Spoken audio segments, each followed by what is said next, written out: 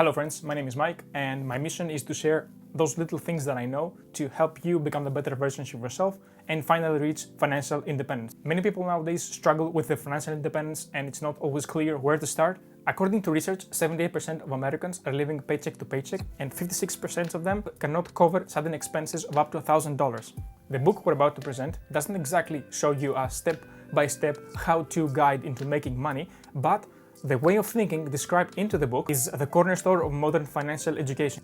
It was the first book that I read which completely shifted my mindset from go to university, get a degree, get a 9-to-5 job to, you know what else is out there? How can I make more money? And this book could not be any other than Robert Kiyosaki's book, Rich Dad, Poor Dad. But first things first, who is our author? Why should we even bother to listen to what he has to say? Do we know that whatever he's saying is actually good advice? Robert Kiyosaki was born in 1947 in Hawaii from a middle-income family. At the age of 9, he could go to school where all the rich kids could go because his father was an academic educator. So because of the status of his father, he was able to attend the same school as all the other rich kids did. While at school, Robert had the notion that the other rich kids would not play with him because he wouldn't have as expensive toys or as expensive clothes as they would. So Robert one day goes back to his father at the end of the day and he asks, "Hey Dad, how can I become rich?" And of course his father could not provide the correct answer at that point. He wasn't rich himself.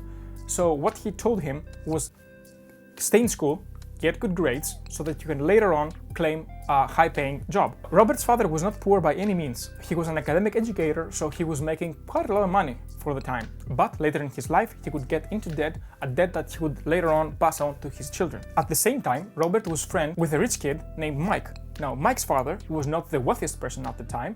He was actually making reasonable money, but Mike's father would later on go on to become one of the wealthiest people in Hawaii. So Mike's father was the one who started teaching both kids the basics of finance, entrepreneurship, and how to make money. In the book, Mike's father is mentioned as the rich dad, while Robert's biological father is named as the poor dad. Having said that, let's move on to the main ideas described in the book by Robert. Number 1, the importance of financial education. The author argues that the traditional educational system doesn't teach us about personal finance and that it is up to us to take responsibility and educate ourselves on financial education. He stresses the importance of understanding basic economic concepts like cash flow, assets and liabilities, and passive income, and provides simple explanations about these terms. Number 2, how to make money work for you through passive income. Another important theme in the book is the value of business and entrepreneurship and investing. The author encourages readers to think outside of the box, outside of the conventional wisdom of a 9-to-5 job, and to start exploring a more concept like business and entrepreneurship and investing. He emphasizes the importance of learning from failure and taking calculated risks, and provides practical advice on how to get started with business and investing. Number 3, the difference between assets and liabilities. In simple terms, assets are things that bring money into your pocket, while liabilities are the exact opposite, things that take money out of your pocket. Now, owning assets can help you build wealth, while on the other hand, owning liabilities is holding you back from living your full potential. One important note here is that according to the use we do for the specific object, the same object can be either an asset or a liability. The main differentiator here is how we use it. For example, if we, let's say, go ahead and purchase a car, and that car is used to get us to work, drive us around, or take us to the grocery store, and that is a liability. 1, it requires money for the initial purchase. Number 2, it requires money for the gas. Number 3, it requires money for insurance, maintenance, and so on and so on. So in this case, a car is classified as a liability. But now look what happens if the same car is used in a different way. Let's say that we get a loan, we purchase the car, and we use it to drive people around as a taxi driver or an Uber driver. Now that money is generating income for us. If you subtract the expenses out of it, which could be gas, maintenance, and so on, at the end of the month, you're left with some money, which makes this car, since it's bringing money into our pockets, an asset.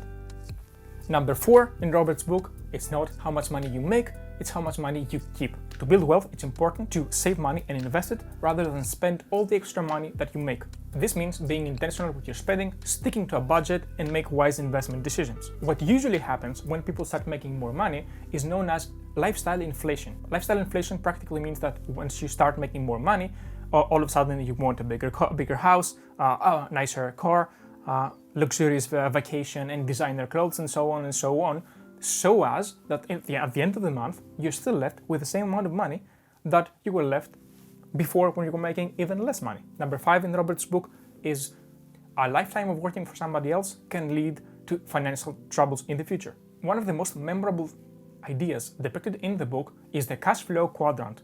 So Robert divides people into 4 categories: employees, self-employed individuals, business owners, and investors. The author argues that we should be trying to move throughout our life from the left quadrant to the right quadrant, which is business owners and investors, as this is the place where people make the money.